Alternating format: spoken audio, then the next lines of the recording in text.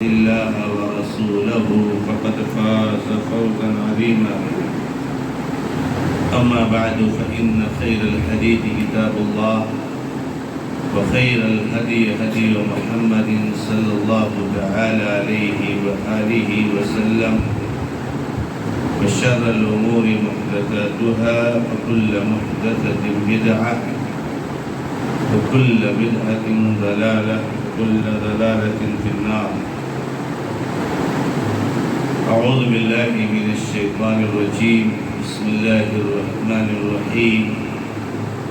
يا أيها الذين آمنوا كتب عليكم الصيام كما كتب على الذين من قبلكم لعلكم تتقون. وقال النبي صلى الله تعالى عليه وآله وسلم: إذا دخل رمضان فتحت أبواب الجنة وغلقت أبواب النار وصفدت مرض الشياطين ونادى مناد من السماء: يا باغي الخير أقبل ويا باغي الشر أقصر. معزز اور معقر دینی اور ملی بھائیوں،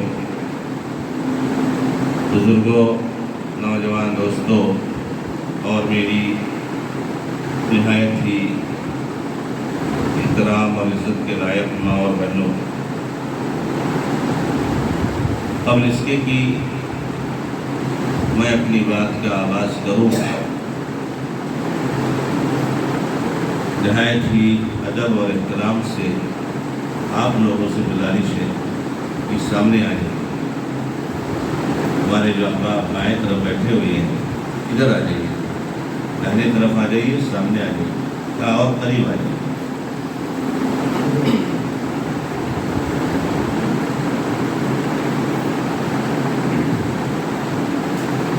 ہم اور آپ جس مہینے سے گزر رہے ہیں یہ رمضان المبارک کا مہینہ ہے،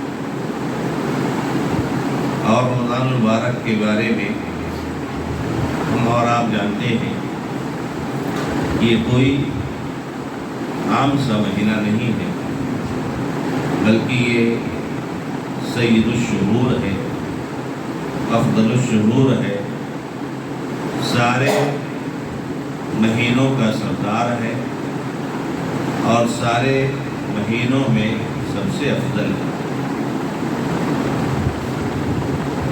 اللہ تبارک و تعالی اس مہینہ کے آنے کے بعد بہت سارا ایسا ماحول بنا دیتے ہیں کہ اس مہینے میں ایک برا سے برا انسان بھی بہت ساری نیکیاں کر لے اور ایک نیکیاں انجام دینے والا انسان نیکیوں میں بہت آگے بڑھ جائے۔ اس مہینے کے داخل ہوتے ہی اللہ تعالیٰ جنت کے دروازوں کو کھول دیتے ہیں، جہنم کے دروازوں کو بند کر دیتے ہیں۔ یہ کس لیے ہوتا ہے؟ تاکہ ہمارے اور آپ کے ذہن میں بات بٹھائی جائے، اب یہ جنت میں داخل ہونے کا وقت ہے، جہنم میں جانے کا وقت نہیں۔ یہ جنت میں جانے والا مہینہ ہے، جہنم کے اعمال انجام دینے کا مہینہ نہیں۔ اس لیے جنت کے دروازے کھول دیے اور جہنم کے دروازے بند کر دیے اور سرکش شیطانوں کو بیڑیوں میں جکڑ دیا جاتا ہے تاکہ اللہ تبارک و تعالیٰ کے بندوں کو یہ اس مبارک مہینے میں گمراہ نہ کر سکے، اور اللہ کی طرف سے روز آنا ایک پکارنے والا پکارتا ہے: یا باغی الخیر اقبل ویا باغی الشر اقصر۔ اے بھلائی کے چاہنے والے آگے بڑھ، آگے بڑھ، محنت کر، اور اے برائی کے چاہنے والے رک جا، رک جا، بہت ہو گیا۔ 11 مہینے جو گناہ کیے اور 11 مہینے جو اللہ رب العزت کے احکامات کی خلاف ورزی کی، بہت ہو گئے، اب رک جا، ابھی نیکیوں کا موسم آ گیا۔ تو یہ مہینہ جو ہے میرے بھائیوں ایسا مہینہ ہے کہ جو بیدار ہونے کا مہینہ ہے، ہوشیار ہونے کا مہینہ ہے، چاق و چوبند ہونے کا مہینہ ہے، متنبہ ہو جانے کا مہینہ ہے، غافل رہنے، لاپرواہ رہنے، سست رہنے کا مہینہ نہیں۔ لیکن یہ ہمارے لیے بہت بڑی محرومی کی بات ہے میرے بھائیوں کہ ہمارے بہت سارے بھائی رمضان کا مہینہ آتا ہے لیکن ان کی نیکیوں میں کوئی خاص اضافہ نہیں ہوتا، ہوشیاری اور ان کی چستی میں کوئی اضافہ نہیں ہوتا۔ تو ہمیں اور آپ کو میرے بھائیوں اس مہینے کی قدر کرنی چاہیے۔ آج یہ رمضان کا پہلا عشرہ گزر رہا ہے، 2-3 دن اور رہ گئے ہیں ورنہ پہلا عشرہ ختم ہو جائے گا اور رمضان کے پھر 2 عشرے رہ جائیں گے، اور اس طرح سے رمضان گزر جائے گا، بڑی تیزی کے ساتھ گزرتا ہے۔ رمضان کے بارے میں ہم اور آپ سبھی جانتے ہیں کہ آدمی پہلے سے کہتا ہے کہ رمضان آنے والا ہے، آنے والا ہے، آنے والا ہے، لیکن آنے کے بعد کتنی تیزی کے ساتھ گزر جاتا ہے کہ پتہ نہیں چلتا۔ اسی کو اللہ نے کہا ایام معدودات، بس تھوڑے سے دن ہیں، زیادہ دن نہیں ہے، چند دن ہیں، گنے چنے دن ہیں، بہت معمولی دن ہیں، اس میں آپ کو بالکل کھڑے ہو جانا ہے۔ اس مبارک مہینے سے فائدہ اٹھانے کی کوشش کیجیے، سستی اور غفلت کو آپ چھوڑ دیجیے اور اللہ تبارک و تعالیٰ کی طرف بھاگیے، دوڑیے۔ اسی مہینے کے بارے میں ہم اور آپ جانتے ہیں کہ اسلاف کرام، صحابہ اور تابعین اسی مہینے کے لیے اللہ تبارک و تعالیٰ سے 6 مہینے تک دعا کرتے تھے کہ اے اللہ ہم کو بصحت و عافیت رمضان تک پہنچا دے۔ 6 مہینہ دعا کرتے تھے، اور رمضان جب گزر جاتا تھا تو 6 مہینہ دعا کرتے تھے کہ اے اللہ ہم نے جو نیکیاں کی ہے رمضان میں تو اس کو قبول فرما دے۔ یہ دعا ہوتی ہے، تو بہت عظیم مہینہ ہے میرے۔ اس مہینے میں ہم کیا کریں اور اس مہینے سے ہم فائدہ کیسے اٹھائیں، اس مہینے میں ہم کامیابی کیسے حاصل کریں، ہم نیکیاں کیسے کمائیں، آج کے اس درس میں میں اسی کو بیان کرنا چاہتا ہوں۔ کیونکہ میرے بھائیوں، مہینہ کوئی کتنی بھی فضیلت والا ہو، اس کی فضیلت سے ہمیں کوئی فائدہ نہیں ہوگا جب تک ہم اس کی فضیلت حاصل کرنے کے لیے محنت نہیں کریں گے۔ بھئی رمضان کا مہینہ آتا ہے، ایک کافر بھی اس دنیا میں ہے، اس کے لیے بھی رمضان کا مہینہ آتا ہے، رمضان کے مہینے سے وہ بھی گزرتا ہے۔ ایک بار بے نمازی بھی ہے، اس کے لیے بھی رمضان کا مہینہ آتا ہے، اور کچھ ایسے لوگ بھی ہیں کہ رمضان کا مہینہ آتا ہے لیکن روزے نہیں رکھتے، بھائی ان کے لیے بھی تو آتا ہے، لیکن کوئی فضیلت اس رمضان کی ان کو کچھ حاصل ہوگی کیونکہ انہوں نے کچھ کیا نہیں۔ تو ہمیں اور آپ کو اس کی فضیلت حاصل کرنے کے لیے محنت کرنی پڑے گی۔ رمضان کی بڑی فضیلت، نماز کی بڑی فضیلت ہے۔ اب نماز کی بہت فضیلت ہے، اب نماز پڑھیں گے تب نہ وہ فضیلت حاصل ہوگی۔ تو کسی بھی چیز کی جو فضیلت ہوتی ہے، اس فضیلت کو جب ہم حاصل کریں گے تب وہ ملے گی، ایسے فری اور فوکٹ میں کسی کو نہیں ملتی ہے۔ قرآن کریم ہمارے گھروں میں رکھا ہوا ہے، اللہ کا کلام ہے، اس کی بڑی فضیلت ہے، بڑا بڑا اونچا درجہ ہے اس کا، بڑی برکت ہے اس کی، لیکن اگر آپ اس کو نہ پڑھیں، اس پر عمل نہ کریں، اس کو یاد نہ کریں، تو اس کی فضیلت تو کوئی فائدہ آپ کو حاصل ہوگا۔ تو رمضان کا مطلب یہ ہے کہ ہمیں ہوشیار ہو جانا ہے، اور اس مہینے کو گزرنے سے پہلے جو اللہ نے رحمتیں اور برکتیں اور خیر اور بھلائیاں رکھی ہیں، اس کو حاصل کر لینا ہے میرے۔ اب رمضان کے مہینے میں ہم کیا کریں، کچھ نکات میں آپ کے سامنے باتوں کو ذکر کرنا چاہوں گا۔ انشاءاللہ تبارک و تعالی 6:15 بجے تک میں اپنی بات مکمل کروں گا، پھر 15 منٹ کا وقت ہوگا آپ لوگوں کے لیے سوال کا، اور 6:30 پر انشاءاللہ اس پروگرام کا اختتام ہوگا۔ آپ کی افطاری کا انتظام ہے، اور پھر آپ افطاری کے لیے بیٹھیں گے اور اللہ رب العزت سے دعائیں کریں گے۔ سب سے پہلا کام جو ہمیں رمضان کے مہینے میں کرنا ہے وہ یہ ہے میرے بھائیوں کہ رمضان کا مہینہ آنے پر ہمیں خوش ہونا، ہمیں شرح صدر کے ساتھ اس مہینے کا استقبال کرنا۔ بہت سارے لوگ رمضان کا مہینہ آتا ہے تو دل کی تنگی سے اس کا استقبال کرتے ہیں۔ ارے رمضان کا مہینہ آ گیا، ارے اتنے گھنٹے کا دن ہوتا ہے، اتنی گرمی ہے، کیسے روزہ رکھ پائیں گے، کیسے عبادت کر پائیں گے۔ تو آدمی کو دل تنگ نہیں ہونا چاہیے، آدمی کا دل کھلا ہونا چاہیے اور خوش ہونا چاہیے کہ اللہ تبارک و تعالیٰ کی رحمت اور اللہ تعالیٰ کی برکت اور اللہ تعالیٰ کی بھلائی کا مہینہ آ گیا، اس میں اللہ تبارک و تعالیٰ رحمتوں کی بارش کرتا ہے میرے بھائی۔ تو اپنی سوچ سے، اپنی نظریہ سے، اپنے خیال سے ہمیں اور آپ کو خوش ہونا ہے، شرح صدر کے ساتھ اس مہینے کا استقبال کرنا ہے۔ اللہ تبارک و تعالیٰ نے فرمایا وَبِذَلِكَ فَلْيَفْرَحُوا،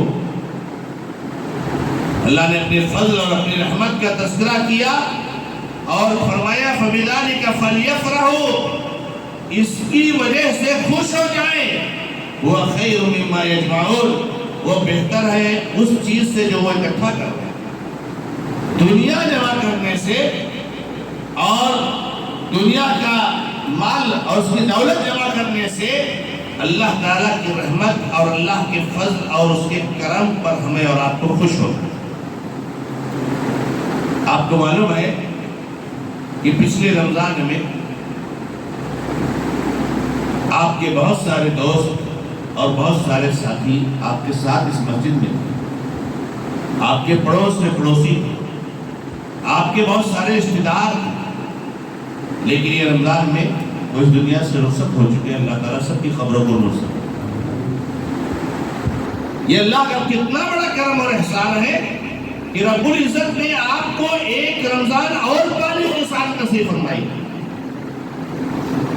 ایک موقع اور فراہم کیا ہے جو ہمارے ساتھیوں کو نہیں ملا جو رمضان سے پہلے انتقال کرے۔ اور آپ کو معلوم ہے کہ ایک رمضان پانا کتنی بڑی فضیلت کی بات ہے، اور میں وہ واقعہ یہاں سنا چکا ہوں اور میں ہر وقت سناتے رہتا ہوں رمضان کے موقع پر، لیکن ابھی وقت نہیں ہے کہ میں اس کی تفصیل سے اس واقعے کو پیش کروں، لیکن اشارہ کرنا چاہوں گا کہ اللہ کے نبی صلی اللہ علیہ وسلم کے زمانے میں دو لوگ ساتھ میں مسلمان ہوئے تھے۔ ایک آدمی اللہ کے راستے میں شہید جہاد اور قتال کرتے کرتے شہید ہو گیا، اور وہ ویسے بھی اللہ تعالیٰ کی عبادت میں بہت زیادہ محنت کرتا تھا، لیکن دوسرا جو اس کا ساتھی تھا 1 سال کے بعد وہ مرا، اور وہ اپنے گھر میں نارمل موت مرا، شہید نہیں ہوا۔ یہ جو بعد میں انتقال کیا جس کو وفات ہوئی، جس کی بعد میں وہ شہید ہونے والے سے پہلے جنت میں داخل ہو گئے۔ ایک صحابی نے خواب دیکھا کہ یہ پہلے جنت میں داخل ہو رہا ہے، تو ان کو بہت تعجب ہوا۔ تو نبی علیہ السلام نے کہا کہ تعجب کیا کرتے ہو، کیا ایسا نہیں ہے کہ اس نے ایک رمضان زیادہ پایا اس کے بعد اور اس رمضان میں روزے رکھے اور اللہ کی عبادت کی، تو کیا جانتے ہو کہ صرف وہ رمضان جنت میں پہلے داخل ہو گیا؟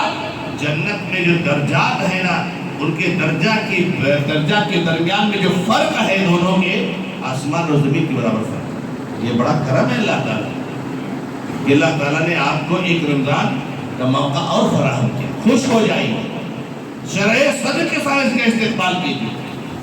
اس کا ایک ایک دن جو گزرتا ہے اس پر آپ کو دکھ ہونا چاہیے، اس پر آپ کو افسوس ہونا چاہیے کہ رمضان کا ایک دن گزر گیا، ایک دن کم ہو گیا، ایک دن کم ہو گیا۔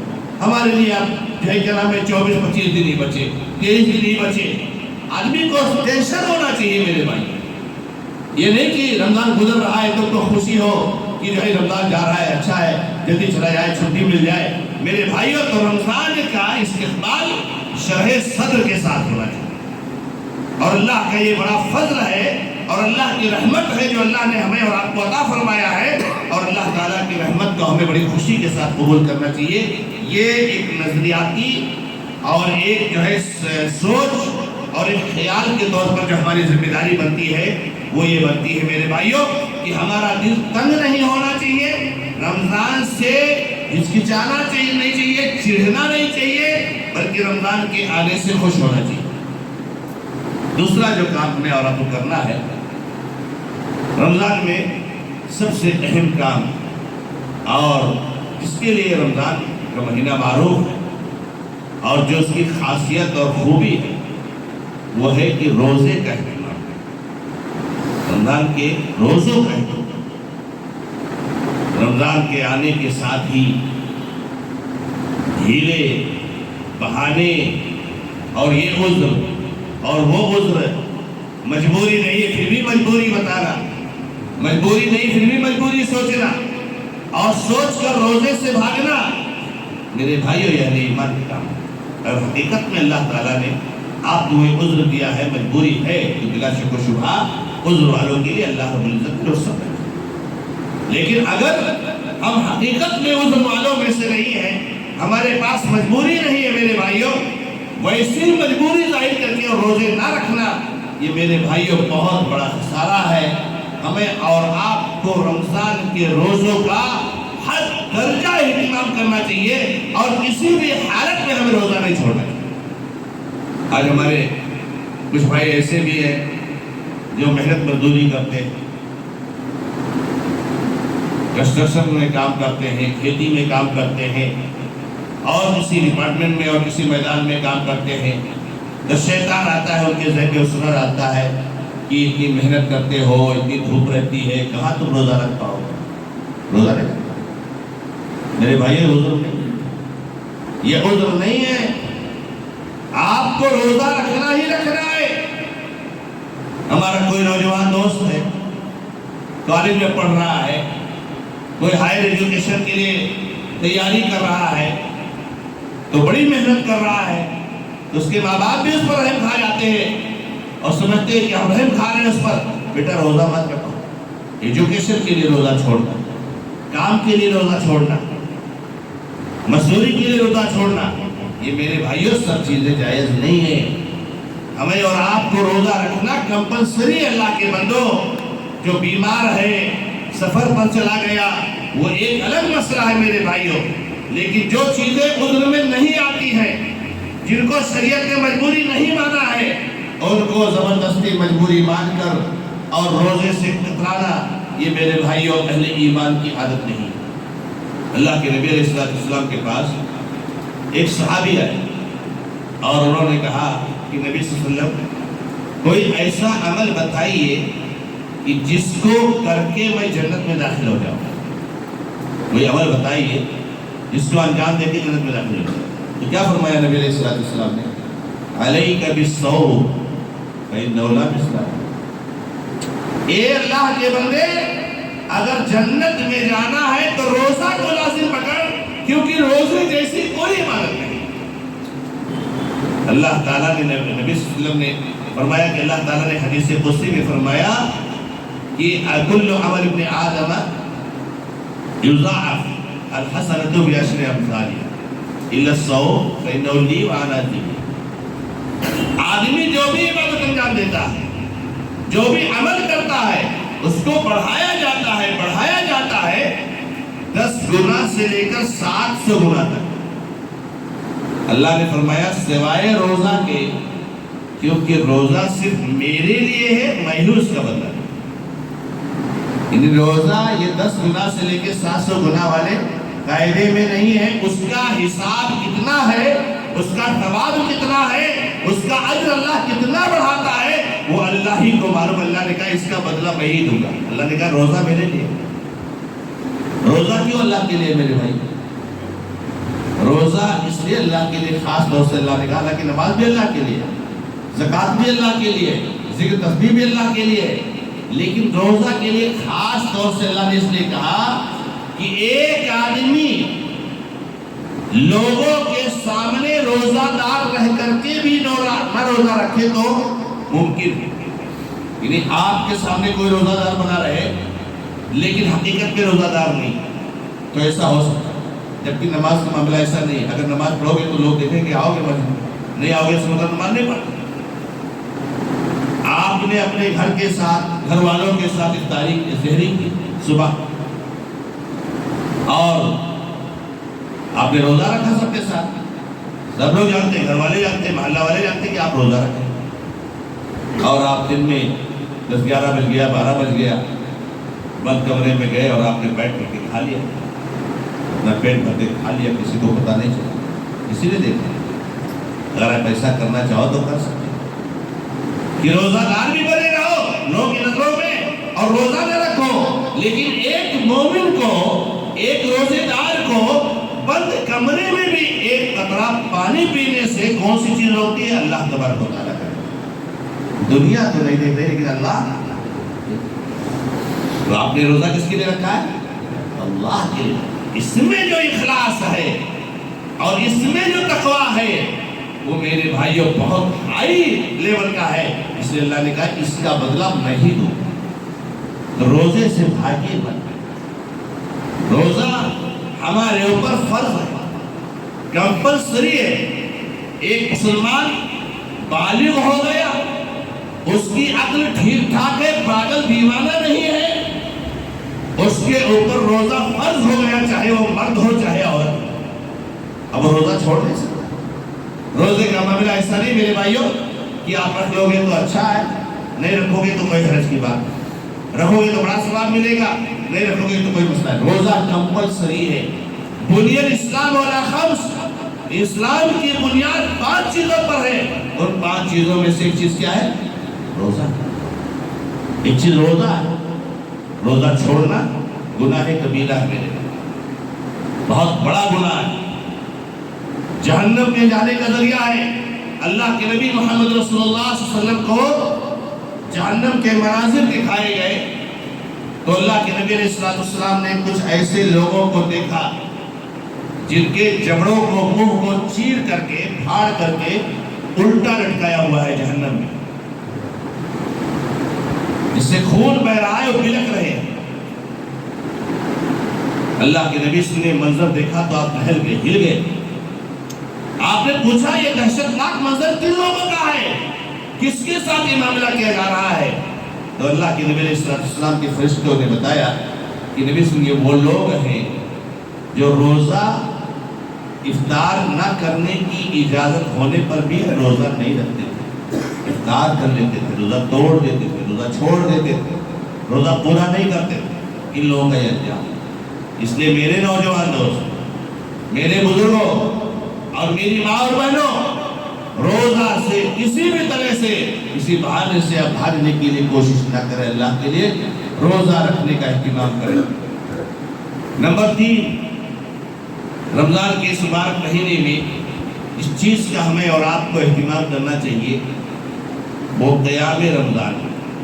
قیام رمضان جس کو ہم لوگ تراویح کے نام سے جانتے ہیں، بڑی مبارک عبادت ہے، بڑا پیارا عمل ہے، لیکن لوگوں نے اس کو پتہ نہیں کیا بنا۔ آج کل رواجی تراویح ہو گیا، رواجی قیام ہو گیا، رسمی قیام ہو گیا۔ آج کل قیام کا تو کوئی ذکر ہی نہیں ہے، قرآن سننا اور سنانا ہے۔ حالانکہ قرآن کے سننے اور سنانے کا قیام سے کوئی تعلق ہی نہیں ہے۔ آج کے لیے نہیں کہتے کہ اتنا ہی پڑھا رہے، یہ قرآن سنا رہے، قرآن سنا رہے۔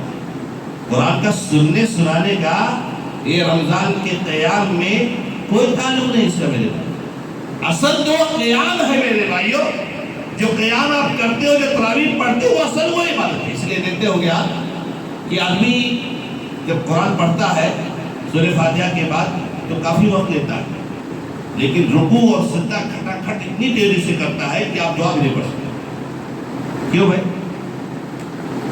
ایسا کیوں؟ ارے نماز تو لمبی پڑھنی ہے، رکوع لمبا کرنا ہے، سجدے لمبا کرنا ہے، لیکن نہیں، ایک رسمی ایک رواجی ایک قیام ہوا آپ کر رہے ہیں۔ ورنہ اللہ کے نبی علیہ السلام کے زمانے میں جو آپ صلی اللہ علیہ وسلم نے کیا قیام سب کو معلوم ہے کہ اللہ کے نبی علیہ السلام نے کیسے قیام کیا۔ سحری تک نبی علیہ السلام قیام کراتے تھے۔ ہمارا اور قیام تو آدھا اور 1 گھنٹے میں ختم ہو جاتا ہے، 1 گھنٹے میں ختم ہو جاتا ہے، اور ہمارے بھائیوں کا تو 20 رکعت 20 منٹ میں ختم ہو جاتا ہے۔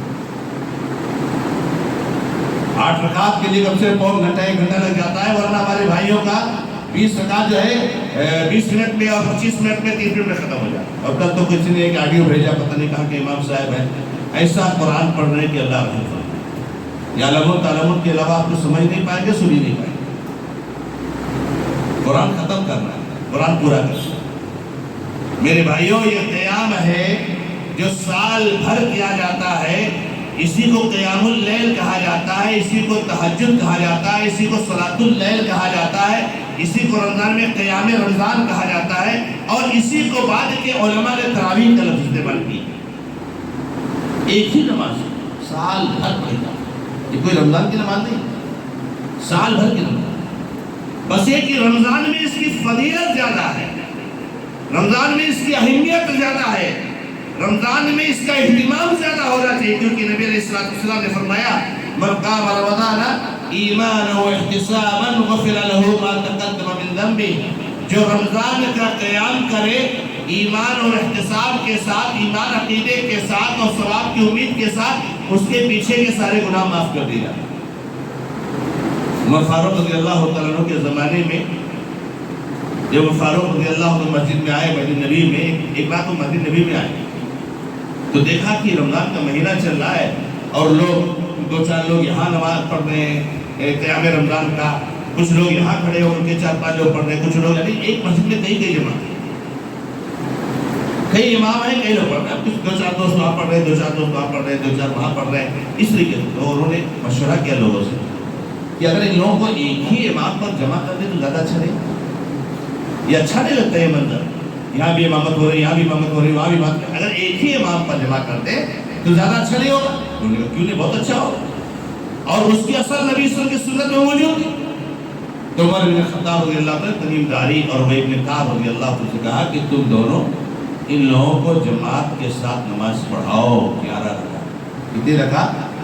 11 رکعت۔ وہاں بھی 20 رکعت لے آئے، 20 میں کوئی تعلق نہیں سنت سے، شریعت سے کوئی تعلق نہیں، اس کا دین میں کوئی وجود نہیں ہے 20 رکعت۔ کہتے عمر بن خطاب نے شروع کرایا، عمر خطاب نے جو شروع کرایا، موطا امام مالک اٹھا کر کے دیکھ لیجئے، امام مالک رحمہ اللہ بیان فرماتے ہیں کہ 8 رکعت 11 رکعت ذکر کے ساتھ عمر بن خطاب نے حکم دیا تھا پڑھانے کے لیے، اور نبی صلی اللہ علیہ وسلم نے پڑھا زندگی بھر، اور جو رمضان میں جماعت کے ساتھ پڑھائی وہ بھی موجود ہے کہ نبی صلی اللہ علیہ وسلم 11 رکعت پڑھائی، اور اماں عائشہ رضی اللہ عنہا تو باقاعدہ وضاحت کرتے رہی ہے کہ رمضان و غیر رمضان میں نبی صلی اللہ علیہ وسلم نے کبھی 11 رکعت سے زیادہ نہیں پڑھی۔ قیام رمضان کہتے ہیں قیام کیجئے، جتنا لمبا قیام کرو اتنا اچھا ہے، جتنا لمبا قیام کرو اتنا اچھا ہے، اور امام کے ساتھ قیام کیجئے، جماعت کے ساتھ قیام کیجئے، تراویح جماعت کے ساتھ پڑھیے۔ اللہ کے نبی علیہ الصلوۃ والسلام فرماتے ہیں من قام مع الامام حتى انصرف كتب له قيام ليلہ، جو امام کے ساتھ قیام کرتا ہے یہاں تک کہ امام فارغ ہو جائے تو اس کے لیے پوری رات نماز پڑھنے قیام کرنے کا ثواب نکالا۔ آپ نے قیام کیا 1 گھنٹہ امام کے ساتھ، لیکن آپ کو ثواب ملا 10 اور 12 گھنٹے کا، پوری رات کا ثواب ملا۔ تو قیام رمضان کا اہتمام کیجیے۔ یہاں بھی جانتے ہیں ہمارے نوجوانوں کے دماغ میں وسوسے آتے ہیں، شیطانی وسوسے، رمضان میں سوال ہونے لگتا ہے تراویح کی نماز سنت ہے یا فرض ہے؟ ان کو بہت معلوم ہو جاتا ہے سنت فرض سے کہتے ہیں، اور دوسری سنتیں نہیں معلوم ہے۔ تراویح کی نماز سنت، ہاں کیوں ہے سنت ہے یعنی فرض نہیں ہے، اس کا مطلب چھوڑ دیں گے تو کوئی حرج نہیں، چھوڑ دیں گے تو کوئی حرج نہیں۔ اچھا یہ نوجوان، یہ ہمارے بزرگ، یہ ہمارے دوست تراویح چھوڑ کے کہاں جائیں گے؟ کہاں جائیں گے؟ ہو سکتا ہے کسی چوراہے پہ بیٹھے رہے، کسی نکڑ پہ بیٹھے رہے، کسی کے اوٹے پہ بیٹھے رہے، کسی ہوٹل میں جا کے بیٹھے رہے، چائے پیے اور گپ کرے۔ یہ ہوٹل میں بیٹھ کے گپ کرنا یہ فرض ہے، یہ تراویح سننا، یہ ہمارا مزاج ہے۔ یہ چوراہے اور نکڑ پہ بیٹھ کر کے گپ کرنا یہ فرض ہے، لیکن یہ تراویح سنت ہے۔ اور اگر یہاں سے نہیں گئے تو موبائل میں لے کر کے، موبائل سامنے ہے اور کون کون سے خرافات رمضان کی حرمت اور تقدس کو پامال کر رہے ہیں، یہ فرض ہے آپ کیا؟ ارے اللہ کے بندو، کب آنکھ بند ہو جائے گی اور جب اس سے پچھتاؤ گی کہ کاش کہ میں نے جو ہے اللہ رب العزت کی عبادت کی ہوتی، کاش میں نے رسول اللہ صلی اللہ علیہ وسلم کا طریقہ اپنایا ہوتا، رسول اللہ صلی اللہ علیہ وسلم کی سنت کو اپنایا ہوتا۔ نوجوانوں، میری ماں اور بہنوں، بزرگوں، نوجوان دوستوں، قیام رمضان کہتا ہے، قیام رمضان کا اہتمام کرو۔ آج 1 گھنٹہ، پون گھنٹہ، سوا گھنٹہ، اس سے میرے بھائیوں کچھ ہو جاتا نہیں ہے۔ اور کتنی بڑی فضیلت حاصل ہے کہ پوری رات قیام کرنے کا آپ کو ثواب ملتا ہے۔ اسی طریقے سے میرے بھائیوں، رمضان میں جو ایک عبادت ہم کو کرنی چاہیے وہ ہے تلاوت، تلاوت قرآن پاک۔ تلاوت یہ سنت ہے، تو تراویح میں سننا نہیں سنت ہے میرے بھائی، تراویح میں قرآن سننا نہیں سنت ہے۔ جب پریشان رہتے کہ ایک قرآن ہم نے سن لیا، تلاوت یہ سنت ہے، قرآن کا مذاکرہ کرنا یہ سنت ہے، قرآن کا ایک دور کرنا یہ سنت ہے میرے بھائیوں۔ اللہ کے نبی علیہ السلام رمضان میں قرآن کا ایک دور کرتے تھے، جبریل علیہ السلام کے ساتھ ایک دور کرتے تھے نبی صلی اللہ علیہ وسلم۔ اور جس سال آپ کا انتقال ہوا اس سال نبی علیہ السلام نے 2 دور کیا، یعنی 2 بار آپ نے قرآن ختم کیا۔ تو قرآن کو تلاوت کر کے ختم کرنا یہ سنت ہے میرے بھائیوں، نہ کہ تراویح میں سن کر کے اور ہم سمجھ لیں نے قرآن ختم کر لیا۔ وہ تراویح ہے، وہ قیام رمضان ہے، اس کا اہتمام کیجئے اور اس پہ قرآن خوب پڑھا جائے گا، مگر وہ سن لیا آپ نے تو آپ تلاوت سے معاملہ ختم ہو گیا، ایسا نہیں میرے بھائی۔ رمضان میں تلاوت کیجئے، تلاوت، قرآن کو یاد کیجئے، قرآن کو پڑھیے، قرآن کو سمجھیے، قرآن میں تدبر کیجئے۔ یہ وہی مہینہ ہے جس مہینے میں اللہ رب العزت نے قرآن کریم کو نازل فرمایا ہے، فرمایا شہر رمضان الذی انزل فیہ القرآن، یہ رمضان کا ہی مہینہ ہے جس میں قرآن کو نازل کیا، قرآن کی خوب تلاوت کیا، کم سے کم روزانہ 1 پارہ ہونا چاہیے۔ اب 1 پارہ جو تلاوت کرنی چاہیے اس کو ہم لوگوں لے جا کر کے حافظ کی امامت پر رکھتے ہیں کہ یہ 1 پارہ پڑھیں گے، حالانکہ وہ ہماری تلاوت کرنے والی چیز ہے۔ حافظ صاحب تو 1.5 پارہ پڑھے، 2 پارہ پڑھے، 3 پارہ پڑھے، جتنا جو ہے پڑھ لے جائے، جتنا زیادہ پڑھ لے جائے اتنا اچھا۔ یہ ہم کو 1 پارہ کم سے کم تلاوت کرنی چاہیے، 1 پارہ روزانہ پڑھیے، اور اس طریقے سے رمضان میں آپ کا ایک قرآن مکمل ہو جائے، اور سمجھ کر پڑھیے، تدبر کر کے پڑھیے، اور کیجیے اس میں۔ تو قرآن کی تلاوت کا اہتمام رمضان کے مہینے میں میرے بھائیوں ہونا چاہیے اور اس کی تلاوت کرنی چاہیے۔ اسی طریقے سے میرے بھائیوں رمضان کے مہینے میں 5واں جو عمل ہمیں خاص طور سے اہتمام کے ساتھ انجام دینا چاہیے، صدقہ اور خیرات خوب کرنا چاہیے، اللہ کے راستے میں خرچ بہت کرنا چاہیے، مساجد کا تعاون، مدارس کا تعاون، یتیموں، بیواؤں، غریبوں، مسکینوں کا تعاون خوب ہے۔ اس کے لیے ہم لوگوں نے کیا کر دیا؟ چور راستہ ہم لوگوں نے کیا نکالے جاتے ہیں؟ ہر چیز کا چور راستہ نکلا ہوا ہے، کیونکہ ہم کو اس کو کرنا نہیں ہے تو ہم چور راستہ نکالے۔ جیسے یہاں قرآن ہم کو تلاوت نہیں کرنی ہے تو ہم نے اس کو تراویح میں لا کر کے پھر کہتے 1 پارہ پڑھو، میں نے 1 قرآن سنا، میں نے 1 قرآن سنا تھی. کس کی سنت ہے بھائی قرآن سننے کی؟ نہیں سنت تو کسی کی نہیں، میں نے سنا ہو. یہاں بھی چوراستہ ہے. کیا چوراستہ ہے؟ رمضان میں خوب سخاوت کرنا چاہیے، اللہ کے راستے میں خوب خرچ کرنا چاہیے. تو ہم لوگوں نے کیا کر دیا؟ اس زکوٰۃ کو رمضان میں لا کے کر دیا. ہم رمضان میں زکوٰۃ نکالتے ہیں، سمجھتے ہیں خوب خرچ کرتے ہیں. ارے زکوٰۃ تو نکالنا ہی آپ کا. زکوٰۃ تو فرض ہے بھائی آپ کے اوپر. زکوٰۃ کا رمضان سے کیا تعلق ہوتا؟ زکوٰۃ کا رمضان کا ایک پیسے سے تعلق نہیں. زکوٰۃ کا اس کے اصول، اس کے ضابطے، اس کے شروع سے تعلق ہے. زکوٰۃ کب نکالی جاتی ہے؟ جب آپ کا مال 1 سال تک آپ کے پاس رہتا ہے تب زکوٰۃ نکالی جاتی ہے. اور رمضان سے پہلے ہو، رمضان کے بعد ہو، رمضان میں اس سے مطلب نہیں میرے بھائی. تو سارے لوگ اب زکوٰۃ جو ہے رمضان میں نکالنے لگے. اب رمضان آیا، آپ نے زکوٰۃ کا حساب کر لیے، 50 500 روپے، 5,000 10,000 20,000 جو بھی نکلا اس کو رکھ لیے. یہ مدرسہ آیا والا آیا 50 اس کو دے دیا، وہ آیا 50 اس کو دے دیا. ارے وہ خرچ کیا، اتنا خرچ کیا، کیا خرچ کیا؟ ایک پیسہ نہیں خرچ کیا آپ نے. تو ایک پیسہ نہیں خرچ کیا آپ نے، زکوٰۃ نکالا میرے بھائی. تو نفلی صدقات، نفلی خیرات، اللہ کے راستے میں خرچ کرنا، دعوت کے راستے میں خرچ کرنا، مساجد مدارس کو تعاون کرنا، یہ رمضان کے مہینے میں ہونا چاہیے. اور حدیث کیا پڑھتے ہیں ہم لوگ؟ حدیث پڑھتے کہتے ہیں اللہ کے نبی صلی اللہ علیہ وسلم بہت زیادہ سخی تھے، بہت زیادہ سخی. اور سب سے زیادہ سخی کب ہوتے تھے؟ کہ رمضان کا مہینہ. تو نبی صلی اللہ علیہ وسلم سخاوت میں رمضان میں زکوٰۃ نکالتے تھے. آپ کے پاس مال اتنا ہوتا ہی نہیں تھا کہ زکوٰۃ نکالا. آپ نے کبھی زکوٰۃ نہیں نکالی. نبی صلی اللہ علیہ وسلم مال ہی نہیں تھا زکوٰۃ نکالی. آپ نے زندگی میں کبھی زکوٰۃ نہیں نکالے. میرے لیے کہتے ہیں تو جو سخی ہوتے تھے کہ رمضان میں خون سخی بن جاتے تھے، اتنا سخی ہوتے تھے کہ وہ جو بارش سے پہلے ہوا چلتی ہے، جو رحمت کی بارش، عام طور سے جب بارش ہونے والی ہوتی ہے تو ہوا اللہ تعالیٰ بھیجتا ہے، وہ ہوا تیزی کے ساتھ چلتی ہے اور بارش کے پانی کو پوری جگہ پہ بکھیر دیتی ہے.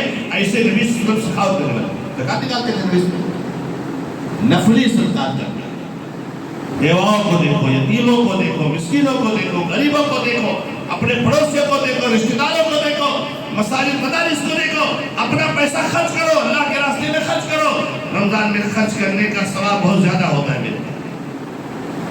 زکوٰۃ نہیں نکالنا ہے رمضان میں میرے بھائی. ہاں زکوٰۃ نکالنا ہے 2 صورت میں. ایک تو صورت یہ ہے کہ بھائی آپ کے مال کا سال رمضان میں پورا ہو رہا ہے تو رمضان میں نکالنا. اور دوسری صورت یہ ہے کہ آپ کے مال کا سال رمضان کے 2 مہینہ بعد پورا ہو رہا ہے. رمضان کے 2 مہینہ بعد مان لیجیے آپ نے دکان شروع کی، آپ ذی الحجہ میں شروع کی. اب ذی الحجہ جب آئے گا، 1 تاریخ ذی الحجہ کی آئے گی تو 1 سال پورا ہوگا. تو اب 1 تاریخ ذی الحجہ کو آپ کو زکوٰۃ دینی پڑے گی اس دکان کی. تو آپ کیا کریں کہ چلو میں 2 مہینہ پہلے ہی دے دیتا ہوں تاکہ رمضان کی جو خیر و برکت ہے وہ حاصل ہو. دے دیجیے آپ پہلے، کوئی بات نہیں، اچھی بات ہے. زکوٰۃ پہلے دے دیجیے، اچھی بات ہے. پھر رمضان ٹو رمضان آپ دیتے رہیے. لیکن آپ کے مال میں زکوٰۃ فرض ہو رہی رمضان سے 2 مہینہ پہلے. مان لیجیے کہ جمادی ثانیہ میں جو ہے زکوٰۃ فرض ہو رہی اور آپ بولو کہ رجب شعبان 2 ہی مہینہ بچا ہے، میں رمضان میں زکوٰۃ نکالوں. ایسا نہیں چلے گا میرے بھائی، ایسا نہیں چلے گا. آپ کو 2 مہینہ پہلے زکوٰۃ نکالنی پڑے گی. زکوٰۃ فرض ہونے کے بعد 1 دن بھی لیٹ کرنا حرام ہونا چاہیے. یاد رکھنا، زکوٰۃ کو پہلے دے سکتے ہیں، بعد میں نہیں دے سکتے. تو صدقہ اور خیرات خوب کیجیے، اللہ کے راستے میں خرچ کیجیے، سخاوت کا اظہار کیجیے. یہ سخاوت کا مہینہ ہے. اللہ کے نبی صلی اللہ علیہ وسلم خوب سخاوت کرتے تھے. ہمارے کچھ بھائیوں کی تو حالت ایسی ہوتی ہے کہ زکوٰۃ کا پیسہ نکال لیتے ہیں، یہ جو مانگنے والے آتے ہیں فقیر اور یہ جو ہے مانگنے والے، ان کو اٹھا کر کے دیتے ہیں. ان کو یہ بھی نہیں معلوم کہ اس کا مستحق ہے کہ نہیں. کتنے ایسے آپ کو آج کل سوشل میڈیا، آج کوئی دنیا کوئی ٹھگی چھپی نہیں رہ گئی ہے. کتنے خیر مسلم مدرسوں کے چندے پڑھاتے ہوئے پکڑے گئے. کتنے خیر مسلم مرد عورتوں کا نقاب پہن کر کے جو ہے رمضان کے مہینے میں جو ہے مانگتے ہوئے پائے گئے. آپ کو معلوم ہے یہ مانگنے والا کون ہے؟ آپ کو پتا ہے؟ وہ مستحق ہے جو آپ اس سے زکوٰۃ اٹھا کر کے دے رہے ہو. میرے بھائیوں، جیسے زکوٰۃ نکالنا فرض ہے ویسے زکوٰۃ کو اس کے مد میں پہنچانا فرض ہے. زکوٰۃ آپ نے نکال دیا کہیں پھینک دیا، ایسے تھوڑی ہوتا. تو میرے بھائیوں، صدقہ خیرات کا اہتمام کیجیے۔ نمبر 6، رمضان میں جس عبادت کا ہمیں اور عبادت کا اہتمام کرنا چاہیے وہ بہت اہم عبادت ہے دعا۔ دعا خوب کرنا چاہیے رمضان میں، خوب دعا کی، خوب دعا کی، ہر وقت دعا کی، پورا مہینہ دعا کے لیے بہت اہم ہے، اور خاص طور سے افطار کے وقت دعا کا اہتمام کیجیے۔ کہ ایک تو رمضان کے مہینے میں ہمیں دعا کا اہتمام کرنا چاہیے۔ اللہ تعالیٰ نے قرآن کریم میں رمضان اور روزوں سے متعلق 4 آیتیں نازل فرمائی۔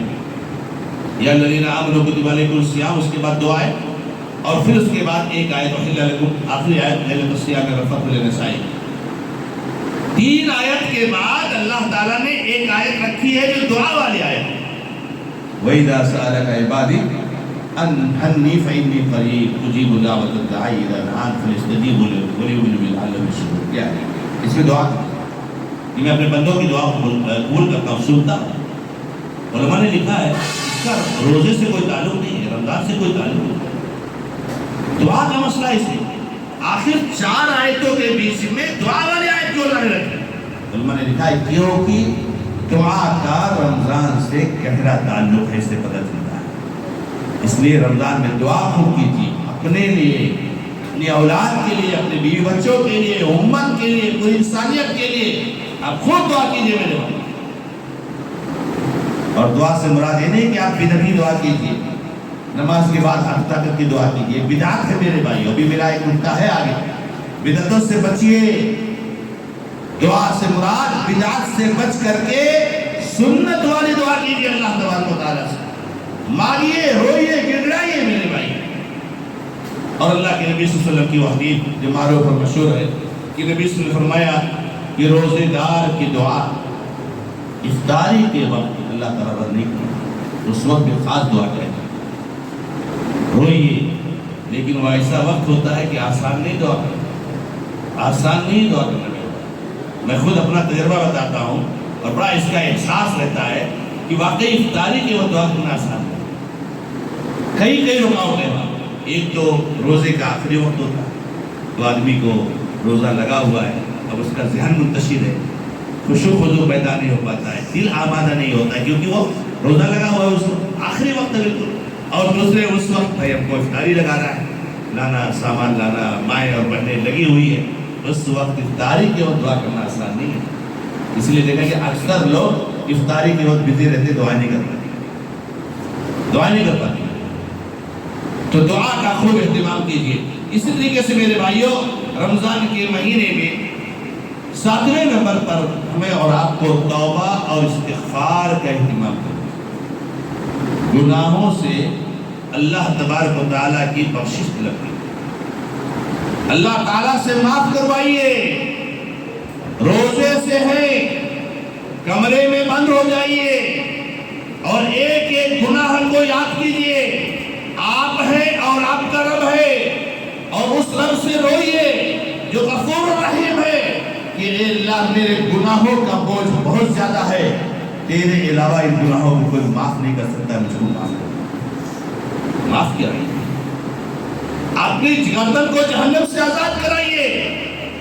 اللہ تعالیٰ اس رمضان کے مہینے میں ہر رات روزانہ بہت سارے گردنوں کو جہنم سے آزاد کرتا ہے، ان کے بارے میں لکھ دیتا ہے کہ جہنم میں نہیں جائیں گے، اپنے آپ کو خوش نصیب لوگوں میں شامل بات اٹھائیے، تو آئیے نا، اللہ کی طرف رجوع کیجیے، اللہ سے لوگوں لگائیے۔ اللہ تبارک و تعالیٰ تم موجود ہے، اللہ تعالیٰ ہر رات آسمان دنیا پر نزول فرماتا ہے اور اپنے ہاتھ کو پھیلاتا ہے، ہاتھ کو پھیلاتا ہے، پھیلانا ہم کو جو یہ پھیلا رہا ہے وہ اللہ، وہ رب جو غنی ہے، وہ رب جو بے نیاز ہے، وہ رب جس کو ہماری عبادتوں کی کوئی ضرورت نہیں، وہ رب جو ہمیں کھلاتا اور پلاتا ہے، وہ رب ہاتھ پھیلا رہا ہے اور ہم فقیر ہیں، محتاج ہیں، پل پل کے اس کے کرم کے محتاج ہیں، اس کے رحم کے محتاج ہیں۔ ہم نے ہمارے اندر اکڑ ہے، ہمارے اندر کبر ہے، غرور ہے، نخوت ہے، ہمارے اندر تکبر ہے، ہم ہاتھ کو اٹھاتے ہوئے شرماتے ہیں۔ اللہ تعالیٰ سے دعا کی، توبہ استغفار کیجیے میرے بھائی، روئیے اپنے گناہوں کو یاد۔ اللہ تبارک و تعالیٰ سب کے توبہ کو قبول کرتا ہے. والذی یقبل التوبۃ عن عبادہ، وہی وہ ذات ہے جو اپنے بندوں کے توبہ کو قبول کرتا ہے. یہ رمضان کا مہینہ بہت مبارک مہینہ ہے کہ آپ اللہ تعالیٰ سے توبہ استغفار کیجئے. اور یاد رکھیے میرے بھائیوں، اللہ کے نبی صلی اللہ علیہ وسلم کی حدیث تو بہت مشہور اور معروف ہے، لیکن ہمیشہ اس پر غور کرتے رہیے. اگر رمضان کا مہینہ گزر گیا اور آپ نے اللہ تعالیٰ سے اپنے گناہوں کو معاف نہیں کرایا، آپ سے زیادہ ملعون اور اللہ تعالیٰ کے رحمت سے محروم کوئی نہیں. جبریل علیہ السلام نے بددعا کی اور نبی صلی اللہ علیہ وسلم نے اس بددعا پر آمین کہیے. وہ اللہ کی رحمت سے دور ہو جائے، وہ برباد ہو جائے جو رمضان کا مہینہ پالے اور رمضان کا مہینہ ختم ہوتے ہوتے اپنے گناہوں کو معاف کرے. اور گناہ بغیر ہاتھ اٹھائے نہیں معاف ہوتے. ہاتھ اٹھاؤ گے، رو گے، گر گراؤ گے، آنسو بہاؤ گے، اللہ تعالیٰ سے گریہ گزاری کرو گے تو اللہ تبارک و تعالیٰ ہمارے گناہوں کو معاف کرے. لہذا گناہوں کو معاف کرانا، توبہ استغفار کرنا رمضان کی عبادتوں میں اہم عبادت ہے. 8ویں عبادت ہے رمضان کا جو آخری عشرہ ہے. اس آخری عشرے میں خاص طور سے اہتمام کریں. دیکھیے دوسرے مہینوں کے مقابلے میں رمضان میں عبادت کا زیادہ اہتمام کریں، پھر رمضان میں آخری عشرے میں عبادت کا زیادہ ہے. رمضان کا آخری عشرہ اس طرح نہیں ہونا چاہیے جیسا 2 عشرہ گزرا ہے. آخری عشرے میں زیادہ عبادت ہونی چاہیے. لیکن یہاں بھی معاف کیجیے گا میرے بھائی، آخری عشرے میں عبادت کم ہو جاتی ہے. آخری عشرے میں عبادت کم ہو جاتی ہے. کیسے کم ہو جاتی ہے؟ آپ دیکھتے ہوں گے جب چاند نکلتا ہے اور رمضان شروع ہوتا ہے ماشاءاللہ مسجد بھر جاتی ہے، مسجد بھر جاتی ہے. اور اس کے بعد ہفتہ 10 دن 2 ہفتہ اور 15 دن ہوتے ہوتے آہستہ آہستہ مسجد کے لوگ تعداد کم ہو جاتی ہے. اور آخر حصے میں کم جو آخری وقت ہے بھائی تھک گئے. اور ہمارے کچھ بھائیوں کو تو شیطان نے اس طریقے سے محروم کیا کہ رمضان کے آخری عشرے میں لیلۃ القدر ہے، قدر والی رات ہے جس میں قرآن کریم کو نازل کیا گیا. جس قدر والی رات کے بارے میں اللہ نے کہا خیر من الف الشہر، 1000 مہینے کی عبادت سے بہتر ہے، 86 اور 87 سال کی عبادت سے بہتر ہے. اس رات سے ایسا محروم کیا ہمارے بعض بھائیوں کو کہ ان کے دماغ میں پتہ نہیں کس نے بٹھا دیا ہے کہ قدر والی رات 27ویں رمضان کو. اب وہ نہ 21ویں کو جاگتے ہیں، نہ 23ویں کو جاگتے ہیں، نہ 25ویں کو جاگتے ہیں، نہ 29ویں کو جاگتے ہیں، صرف 27ویں کو جاگتے ہیں. کہاں سے آیا بھائی؟ وہ فلاں صحابی نے کہا. اچھا نبی صلی اللہ علیہ وسلم کیا فرماتے ہیں؟ امام بخاری نے کیا روایت کیا ہے؟ تحروا لیلۃ القدر فی الفطر من العشر الاواخر من رمضان. اللہ کے نبی صلی اللہ علیہ وسلم جن کو اللہ نے اسی لیے بھیجا تھا کہ جاؤ میرے بندوں کو بتاؤ. نبی صلی اللہ علیہ وسلم بتاتے ہیں کہ رمضان کے آخری عشرہ کی 7 راتوں میں لیلۃ القدر کو تلاش کرو. اور مفتی صاحب نے فتویٰ دے دیا کہ 27ویں کو صرف 4 رات چلی گئی ویسے ہی معلوم ہے. 5 راتوں میں جاگنا ہے میرا. کتنی راتوں میں؟ 5 راتوں میں. 21ویں 23ویں 25ویں 27ویں 29ویں. سمجھ میں آ رہا؟ اور کچھ صحابہ سے جو آئی ہے نا باتیں اس تعلق سے، وہ صحابہ رضی اللہ تعالیٰ عنہم نے اس سال کے بارے میں بات کی ہے کیونکہ لیلۃ القدر کی کچھ علامت ہے. تو صحابی نے اس سال اس علامت کو دیکھا تو انہوں نے کہا نہیں لیلۃ القدر 27ویں رات. تو 27ویں رات میں تھی، مطلب کہ اس سال 27ویں رات میں تھی، ورنہ یہ 5 راتوں میں سے کسی ایک رات میں منتقل ہوتی رہی. ایک رات پر اتفاق مت کرو میرے پاس، محروم ہو جاؤ گے میرے.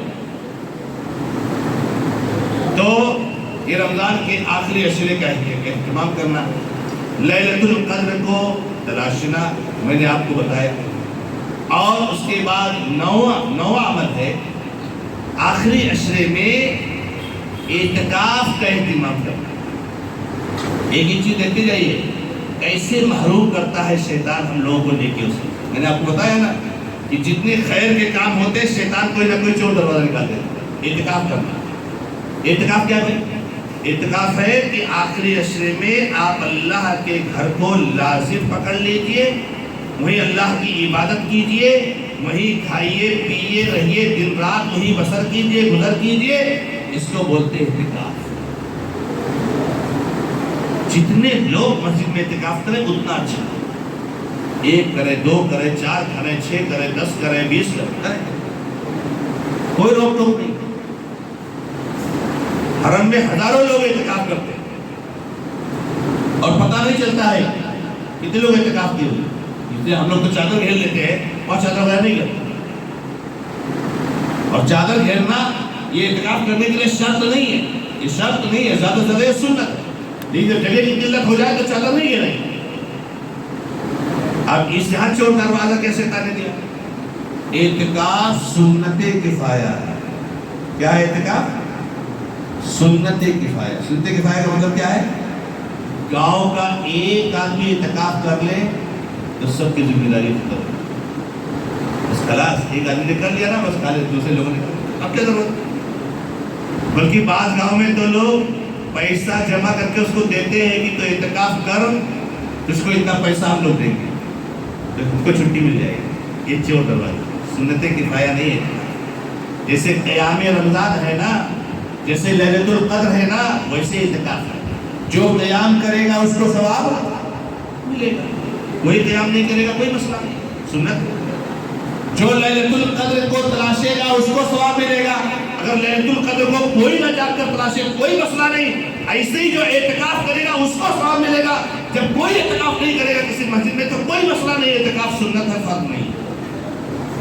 یہ سنت کفایہ لا کر کے اعتکاف سے لوگوں کو محروم کر دیں۔ ایک دو آدمی ہو گئے خلاص کافی ہو گئے، بہت اعتکاف کیجیے، اور ماں اور بہنوں کو بھی اعتکاف مسجد میں کرنا چاہیے۔ پتہ نہیں کیسے لوگوں کی آنکھیں بند ہو جاتی ہے اور کہاں کہاں سے فتوے لے آتے ہیں۔ ارے باقاعدہ حدیث میں بخاری مسلم دیگر حدیث کتاب موجود ہے کہ نبی صلی اللہ علیہ وسلم کے ساتھ آپ کی ازواج مطہرات، آپ کے زمانے میں صحابیات مسجد نبوی میں اعتکاف کیا کرتی تھی۔ پتہ نہیں کہاں سے آ گیا کہ عورتیں گھر میں اعتکاف کریں گی۔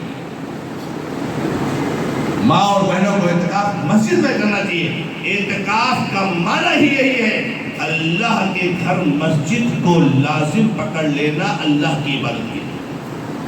مسجد کو لازم پکڑنے سے اعتکاف ہوتا ہے، گھر کو لازم پکڑنے سے اعتکاف نہیں ہوتا میرے۔ تو اعتکاف کرنا اسی طریقے سے میرے بھائیوں، جو 10واں عمل ہے رمضان کے مہینے میں، وہ ایک بہت اہم کام ہے، روزے دار کو افطار کرائیے۔ روزے دار کو افطار کرائیے، اس کو افطاری کے وقت کھلائیے، اس کو اپنے ساتھ بٹھائیے، آپ کے ساتھ افطار کریں۔ اللہ کے نبی علیہ الصلوۃ والسلام نے فرمایا، من فطر صائما فلہ مثل اجرہ، جو کسی روزے دار کو افطار کرائے گا تو اس کو اس کے برابر ثواب ملے گا۔ نہ سمجھے ہو تو اس طرح سمجھو، آپ روزہ ہو، آج آپ نے اپنے گھر پہ 11 لوگوں کی افطاری کا انتظام کیا، ایک آپ ہیں اور 10 کو دعوت دی، بھائی آؤ میرے گھر پہ افطاری۔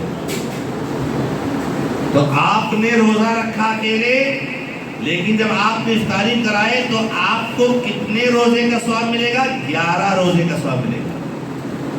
رکھا روزہ ہے، ثواب کتنے کا؟ 11۔ 10 کو جو افطاری کرا اس کے روزے کے برابر آپ کو ثواب افطار۔ لیکن نہیں افطار، ارے بیچارے علماء آتے ہیں مدارس کے چندہ کے لیے، ان کو کوئی پوچھنا نہیں چاہیے۔ یہ سب حدیثیں پڑھنے پڑھانے کے لیے نہیں گئی۔ آدمی کترا کے نکل جاتا ہے کہ مولانا صاحب ملے نا مجھ سے، کہ گھر پہ نہ نہیں جانا پڑے۔ پورا گاؤں 1-2 عالم کو افطار نہیں کرا سکتا۔ یہ ہماری سخاوت کا حال ہے۔ ارے ہونا تو یہ چاہیے کہ عالم آپ کی مسجد میں دکھے، کوئی آیا ہے کسی مدرسے کے تعاون کے لیے، لڑ پڑو جھگڑ پڑو، مولانا آپ کو ہمارے یہاں افطار کرنا ہے۔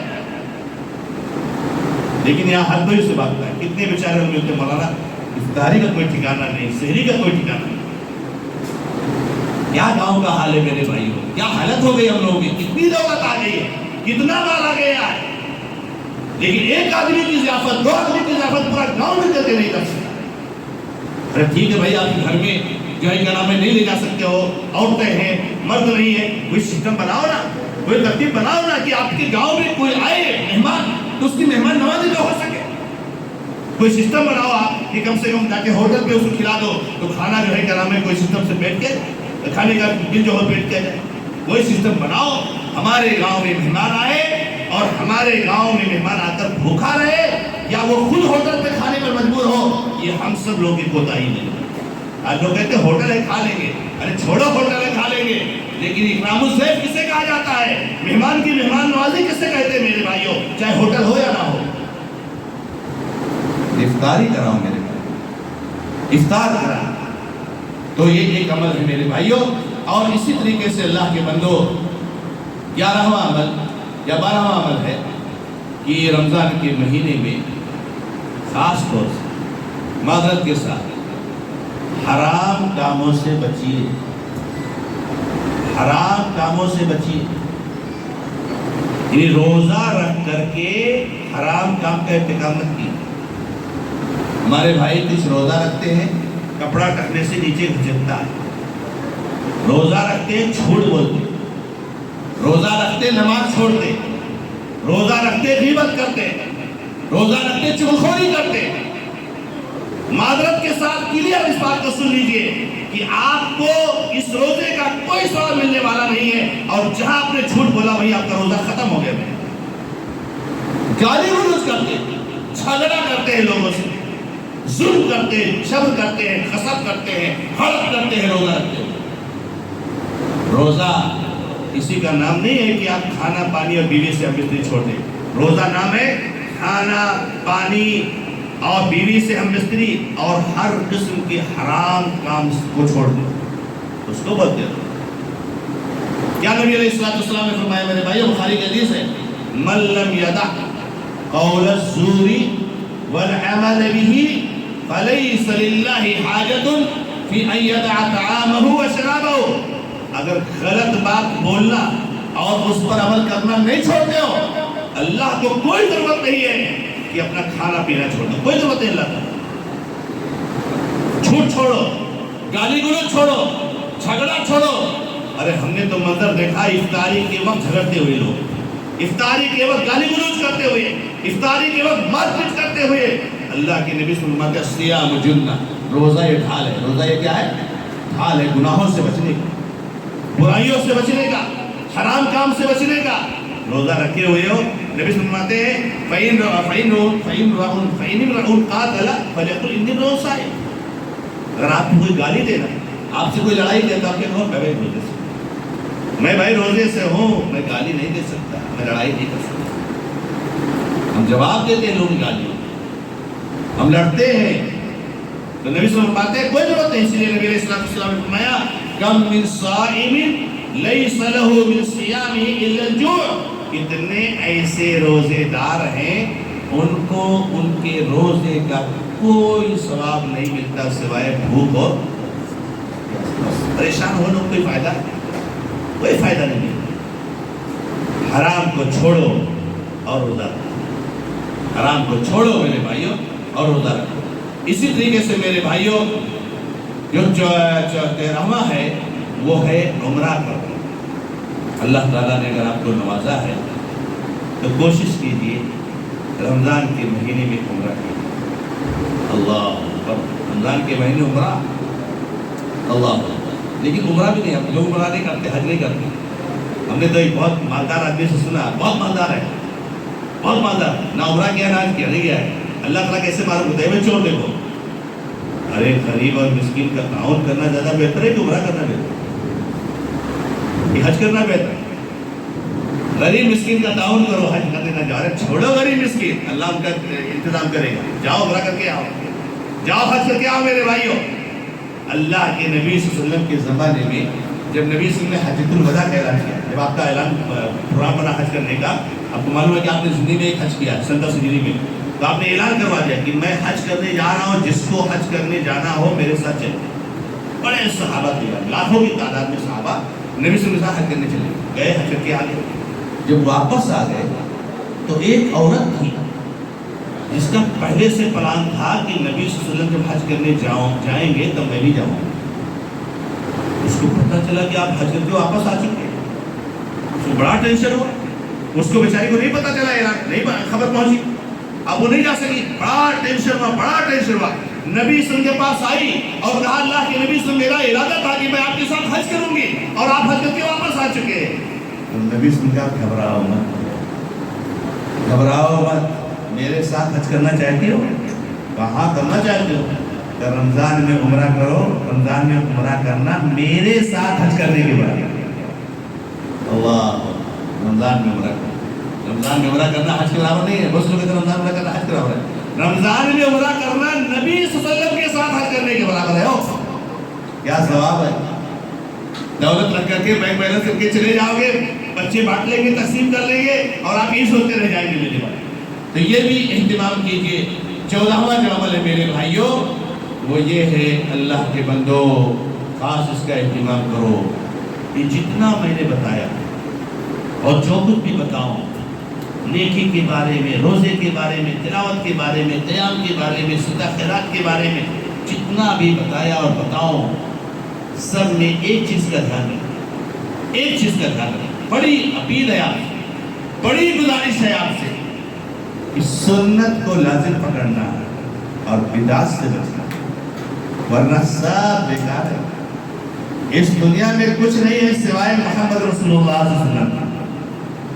نماز بیکار, روزہ بیکار, زکوٰۃ بیکار, ذکر و تسبیح تحلیل بیکار, صدقہ خیرات سب بیکار اگر اللہ کے نبی محمد رسول اللہ صلی اللہ علیہ وسلم وہاں پہ نہیں. آپ کی سنت نہیں, معذرت کے ساتھ کریں.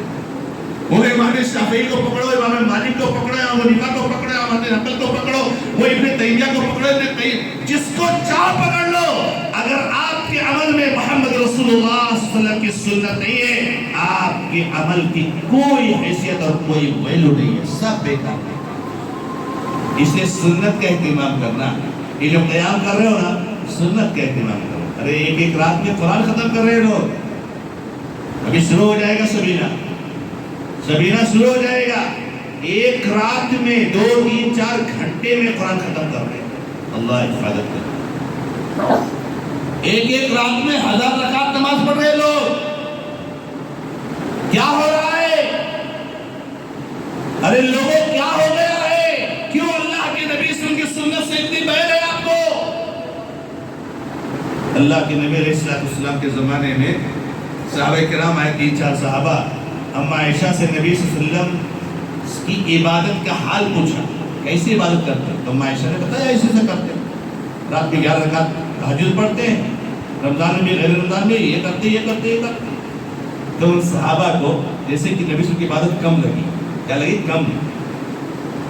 تو انہوں نے کہا ارے بھائی نبی صلی اللہ علیہ وسلم معصوم خطا ہے, آپ کے سارے گناہ معاف کیے ہوئے ہیں, بخشائے ہیں, آپ کا اتنا درجہ ہے, ہم لوگ گنہگار ہیں. تو ایک کہتا ہے اس میں سے کہ میں تو رات بھر نماز پڑھوں گا, میں سوؤں گا ہی نہیں.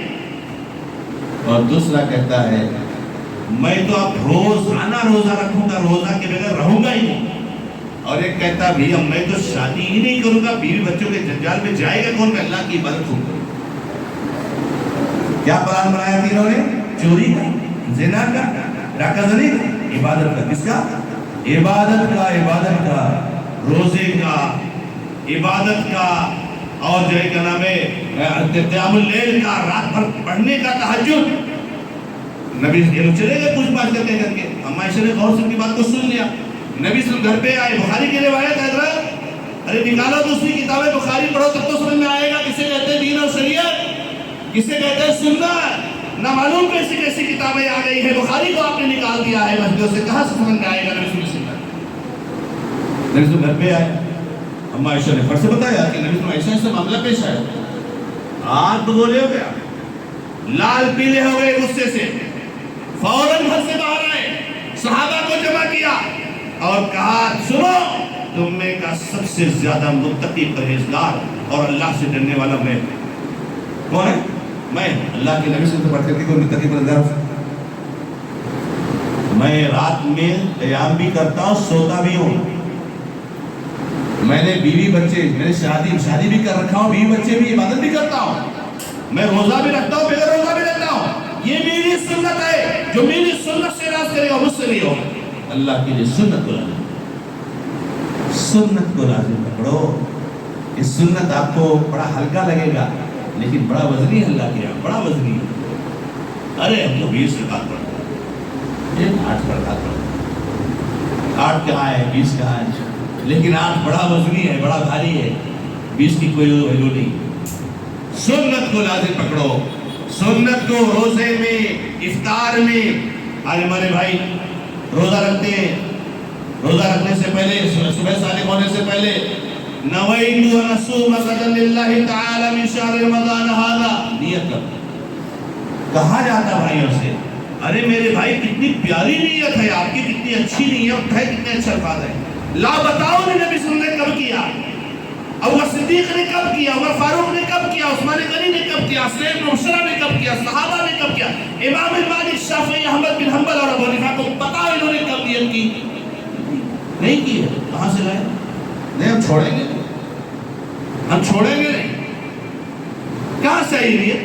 نیت دل کے ارادے کا نام ہے، زبان سے اس کی ادائی کرنا ہے۔ ابو حنیفہ کہتے ہیں بدعت ہے، امام شافعی کہتے ہیں بدعت ہے، امام مالک کہتے ہیں بدعت ہے، امام بن حنبل رحمۃ اللہ کہتے ہیں بدعت ہے، سارے صحابہ کہتے ہیں بدعت ہے، سارے تابعین کہتے ہیں بدعت ہے۔ کہاں سے آئی تھی؟ اور عجیب معاملہ کہ رمضان کے روزے کی نیت تو عربی میں اور نماز کی نیت اردو۔ یہاں تو نویت ان اصوم غدا للہ تعالی من شہر رمضان ھذا، اور وہاں نیت کرتا ہوں میں 2 رکعت نماز کے پیچھے امام کے اور آگے ان کے فلانے اور تمہارے کے۔ اس کی اردو اتنی عربی بنا پڑے گا، ٹھیک ہے؟ وہ جس نے گڑھا تھا اس بدعت کو، اس کو عربی نہیں آتی، اس کو اردو میں عربی میں کرنا چاہیے۔ اس سب بدعت خرافات سے بچو، سنت کو لازم پکڑو۔ سنت پر چلنے والوں کی تعداد بہت کم، مگر یہی آپ کے لیے خیر کا اور فلاح کا ضامن ہے۔ فضیل بن عیاض رحمہ اللہ نے کہا تھا، سنت کو لازم پکڑو اور سنت پر چلنے والوں کی تعداد سے کم ہونے کے سے گھبرانا مت، اور بدعت سے بچو، اور بدعت پر چلنے والوں کی تعداد سے زیادہ ہے اس سے دھوکہ مت کھانا۔ اسی طریقے سے 2-3 باتیں جو رہ گئی میرے بھائیوں، وہ یہ ہے، نمبر 15 کہ سارے اعمال میں اخلاص ہونا چاہیے، سارے اعمال میں اخلاص۔ روزہ دکھانے کے لیے نہیں ہونا چاہیے، تلاوت دکھانے کے لیے نہیں ہونا چاہیے، افطار کرانا دکھانے کے لیے نہیں ہونا چاہیے، صدقہ خیرات دکھانے کے لیے نہیں ہونا چاہیے۔ کس کے لیے ہونا چاہیے؟ اللہ۔ اگر دکھاوا آ گیا آپ کے عمل میں، آپ کا عمل قبول نہیں ہوگا۔ اللہ تعالیٰ مخلص اور اخلاص والے عمل قبول کرتا ہے، ریاکاری کو قبول نہیں کرتا۔